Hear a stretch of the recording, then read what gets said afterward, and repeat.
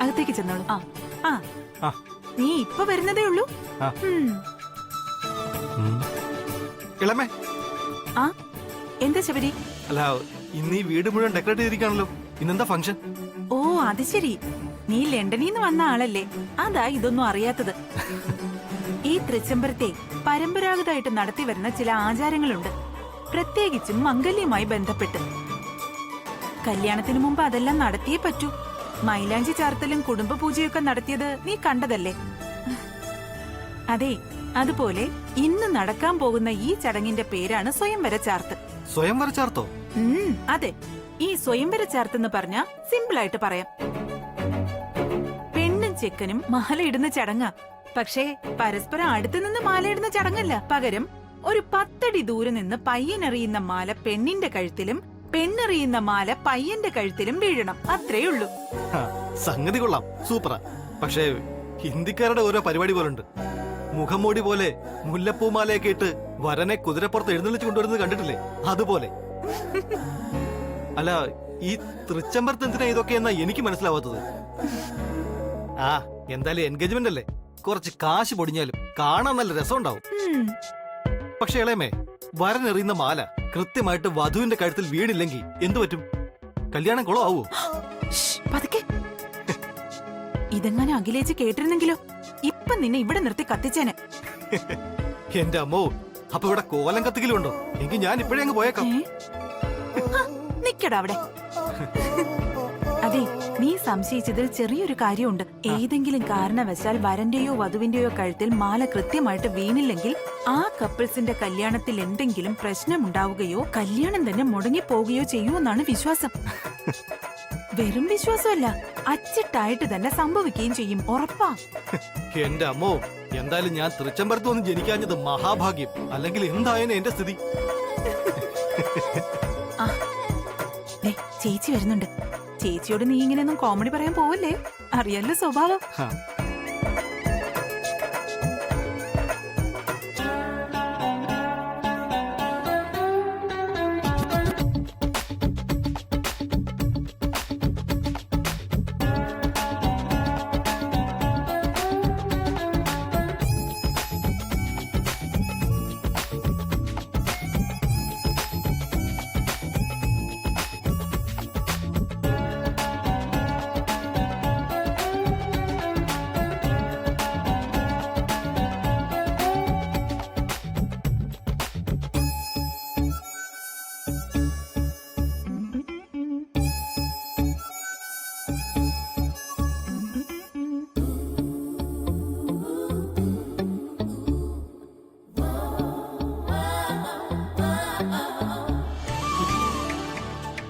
നമസ്കാരം. സ്വയംവര ചാർത്തിൽ പങ്കെടുക്കാൻ വന്ന എല്ലാവർക്കും സ്വാഗതം. ഞങ്ങളാരെയും ക്ഷണിച്ചിരുന്നില്ല, എന്നിട്ടും നിങ്ങൾ കുറച്ചുപേർ വന്നതിൽ സന്തോഷം തോന്നുന്നു. മുഹൂർത്തം കഴിയുന്നതിന് മുമ്പ് നേരെ ചടങ്ങിലോട്ട് തന്നെ പോകാമെന്ന് കരുതുന്നു. ഇനി ആനന്ദും അരവിന്ദും പ്രിയങ്കയും നന്ദനയും ശ്രദ്ധിച്ചു കേൾക്കണം. നിങ്ങൾ ഓരോരുത്തർക്കും ഓരോ മാല കയ്യിൽ തരും. ആ മാല നിങ്ങളുടെ പങ്കാളിയുടെ കഴുത്തിൽ വീഴത്തക്ക രീതിയിൽ പരസ്പരം എറിയണം. അത്രയുള്ളൂ ചടങ്ങിന്റെ കാതൽ. ഓരോരുത്തർക്കും 3 ചാൻസ് ആണുള്ളത്. പക്ഷെ ആദ്യത്തെ പ്രാവശ്യം തന്നെ അവരവർക്കുള്ള മാല കഴുത്തിൽ വീണാൽ അത്രയും നല്ലതാണെന്നാണ് വിശ്വാസം.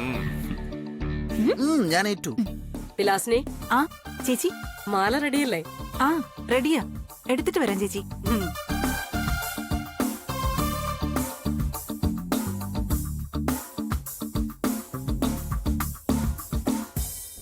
അതെ ആനന്ദേ, ഫസ്റ്റ് എറിയിൽ തന്നെ പ്രിയങ്കയുടെ കഴുത്തിൽ മാല വീഴണം. എന്താ, നടക്കില്ലേ? ഓക്കേടാ. ആഹാ ദുഷ്ട. അപ്പൊ എന്റെ കല്യാണം നടക്കണ്ടല്ലേ? അയ്യോ അരവിന്ദേ, അങ്ങനല്ലടാ. നീ ആകാശത്ത് കൂടി പോകുന്ന വയ്യാവേലി പോലും കഴുത്തിൽ എറിഞ്ഞിടുന്നവനല്ലേ. നിനക്കുന്നം തെറ്റില്ലെന്ന് ഉറപ്പല്ലേ? Comedy comedy. ഇവിടെ നിക്കിലേക്ക് ചിരിക്കാനാണേ. 1947 ഇന്ത്യയിൽ നിന്ന് സായിപ്പന്മാരെ അടിച്ചോണ്ട് കൊണ്ടുപോയതാ. ഇപ്പോഴും ലണ്ടൻ മാർക്കറ്റിലൊക്കെ ഈ കോമഡി വെക്കണേ, കഷ്ടം തന്നെ. ഒരു മിനിറ്റ്.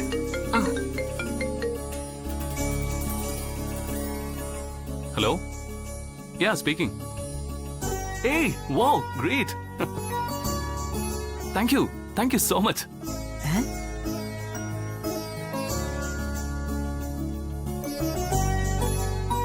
എന്താ ബ്രോ, പുതിയ ഏതൊരു പ്രോജക്റ്റ് കിട്ടിയ മട്ടുണ്ടല്ലോ, മുഖത്ത് നല്ലൊരു സന്തോഷം. ഇത് പ്രോജക്റ്റ് അല്ലടാ, അച്ചീവ്മെന്റ്. സൗത്ത് ഇന്ത്യയിലെ ഏറ്റവും മികച്ച ബിസിനസ്മാനുള്ള ഇക്കൊല്ലത്തെ അവാർഡ് എനിക്കാണെന്ന്.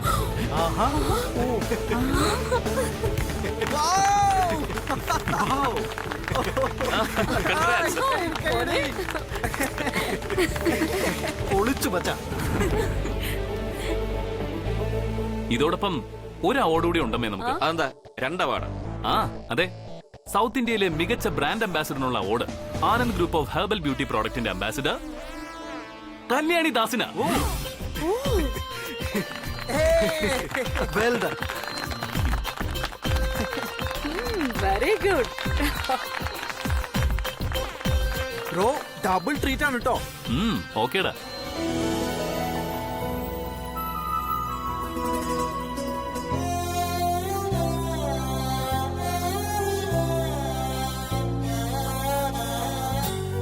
നമ്മുടെ ഹെർബൽ ബ്യൂട്ടി പ്രോഡക്റ്റിന്റെ സക്സസിന് കാരണം കല്യാണിയാണെന്ന മാനദണ്ഡത്തില് കല്യാണിക്ക് ഈ അവാർഡ് കിട്ടിയത്. അപ്പോ എല്ലാ ക്രെഡിറ്റും കല്യാണിക്കാണെന്ന് പറയാം അല്ലേ ആനന്ദേ? അങ്ങനെ പറയാൻ പറ്റില്ല. ഇതിനെല്ലാം കാരണം കല്യാണി മാത്രമല്ല, മറ്റൊരു പെണ്ണും കൂടിയുണ്ട്.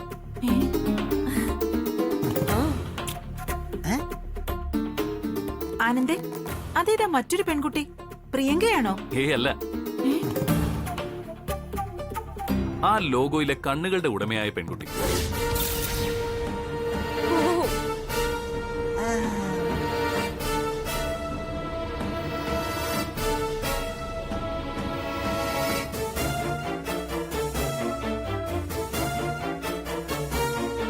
എന്റെ ദേവി, അല്ലാതെ തന്നെ എപ്പോഴും കല്യാണി കല്യാണി എന്ന ചിന്തയാ. അപ്പോ ആ ലോഗോയുടെ കണ്ണുകളുടെ ഉടമ കല്യാണിയാണെന്ന് അറിഞ്ഞാലുള്ള അവസ്ഥ എന്തായിരിക്കും? അത് ഓർക്കാൻ കൂടി പറ്റുന്നില്ല. ഇവൻ ആ ലോഗോ കണ്ണുകളെ വിടുന്നില്ലല്ലോ. എന്ത് വില കൊടുത്തും ആ ലോഗോയിലെ കണ്ണുകൾ കല്യാണിയുടേതാണെന്ന് ഇവൻ അറിയാതെ സൂക്ഷിക്കണം. ആനന്ദേ, കല്യാണത്തിന്റെ ചടങ്ങുകൾ നടക്കുന്ന ഈ നേരത്ത് നിനക്ക് ബെസ്റ്റ് ബിസിനസ്മാൻ അവാർഡ് കിട്ടി. ഇത് നിന്റെ ലൈഫിലെ ഏറ്റവും ബെസ്റ്റ് മൊമെന്റ് അല്ലേ? നോ, ആ ലോഗോ ഡിസൈനിലെ കണ്ണുകളുടെ ഉടമയെ കണ്ടെത്തുന്ന സമയമായിരിക്കും എന്റെ ജീവിതത്തിലെ ബെസ്റ്റ് മൊമെന്റ്.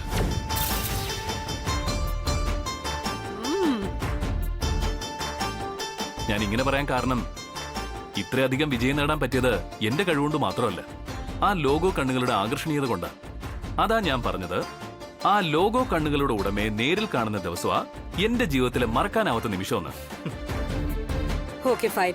നല്ല സമയത്ത് നല്ല വാർത്തയാ വന്നത്. ഇനി സമയം തെറ്റിക്കാതെ ചടങ്ങ് തുടങ്ങാം. ഓക്കെ അമ്മേ. വിലാസിനി. ആ ശരി ചേച്ചി. വാ, വാ മക്കളെ. ഇവിടെ നിൽക്ക്.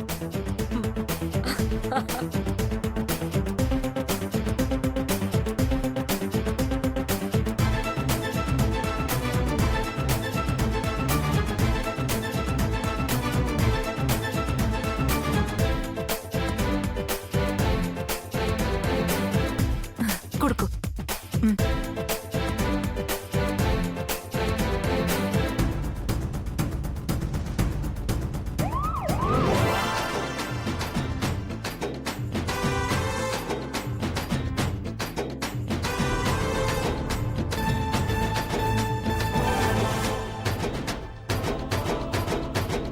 ആനന്ദേ, ഒരു സംശയം.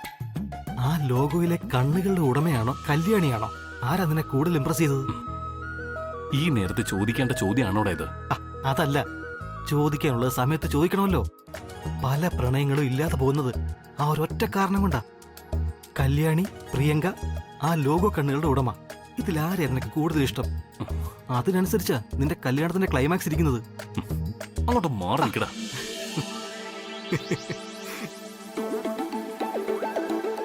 അരവിന്ദു, ആനന്ദ് റെഡിയല്ലേ? Ready sir. Priyanka, Nandana okay അല്ലേ? Okay aunty. അപ്പൊ തുടങ്ങിക്കോ.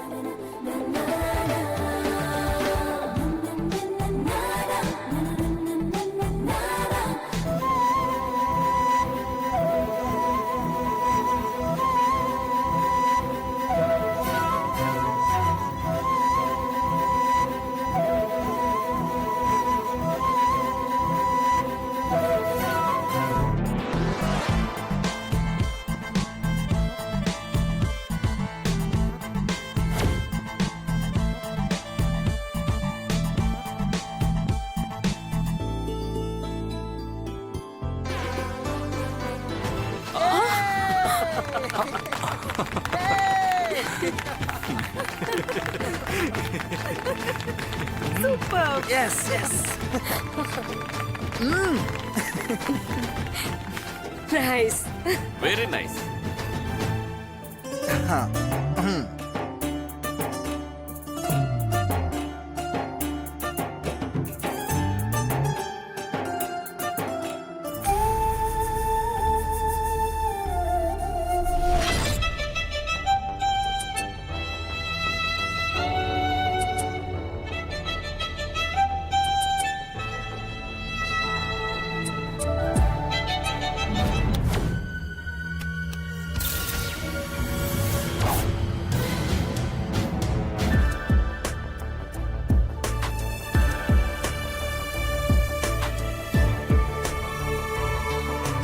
ഹേയ്, ടെൻഷനൊന്നും വേണ്ട പ്രിയങ്ക. ഇനിയും 2 ചാൻസ് ഉണ്ട്. ശരി ആന്റി.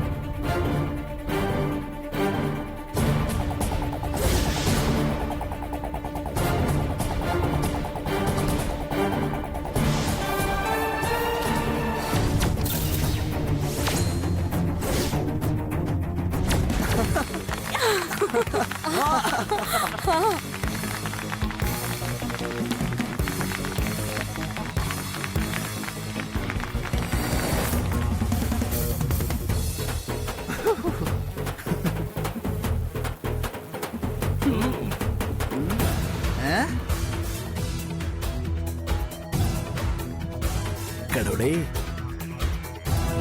ഉം.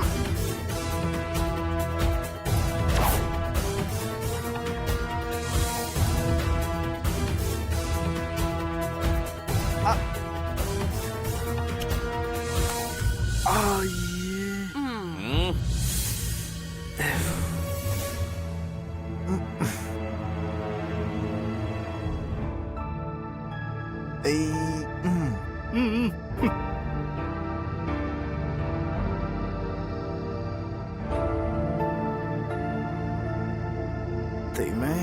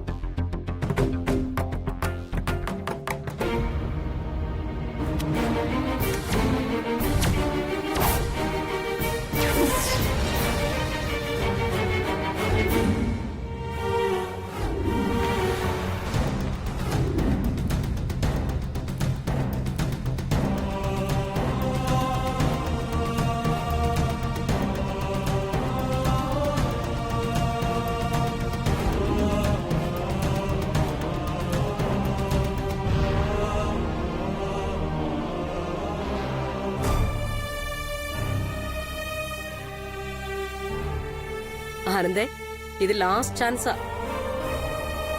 ശ്രദ്ധിച്ചു വേണം എറിയാൻ. ശരി.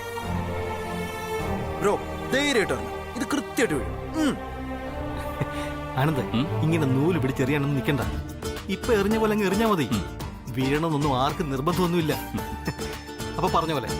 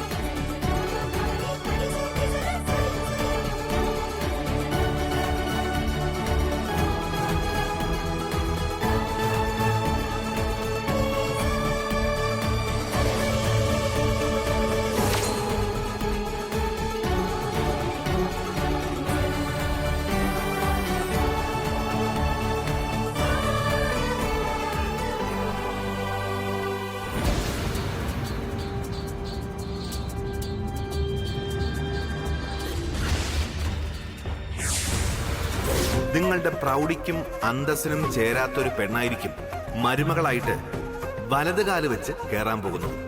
അതാണ് ജാതകന്റെ വിധി.